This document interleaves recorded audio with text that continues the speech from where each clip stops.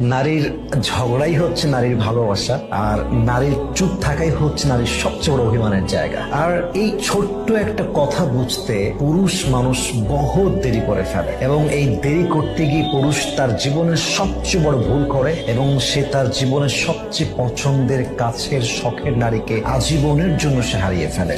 নিজের বউয়ের সাথে কখনো অন্য নারীর তুলনা করবেন না। অনেক স্বামী আছে তার বউয়ের সাথে অন্যকে তুলনা করে, পর নারীকে তুলনা করে। খবরদার, এটা কখনো করবেন না। আল্লাহ যেটা করেছেন আপনার জন্য ভালোই করেছেন। আপনি তার যোগ্য ছিলেন এবং সে আপনার যোগ্য ছিল, এজন্যই আপনাদের বিবাহ হয়েছে। সুতরাং আপনি কখনো আপনার স্ত্রীকে এই ধরনের কথা বলে কষ্ট দিবেন না যে অমুক নারী ভালো, তমুক নারী ভালো, তার এটা ভালো। এই ধরনের কোনো তুলনা করে আপনার স্ত্রীকে কষ্ট দিবেন না। নিজের বউকে যদি সম্মান করার মন মানসিকতা না থাকে, তাহলে কখনো বিয়ে করবেন না। নারীদেরকে আল্লাহ বানিয়েছেন উচ্চতর করে, নিম্নতর নয়। নারীদেরকে ছোট্ট জিনিস দিলে এটার বড় করে দেয়। আপনি যদি নারীকে বাজার এনে দেন, নারী এটাকে সুস্বাদু খাবারে রূপান্তর করে দেয়। আপনি তাকে একটা মুচকি হাসি দিয়ে দেন, সে তার কলিজা দিয়ে দেয়।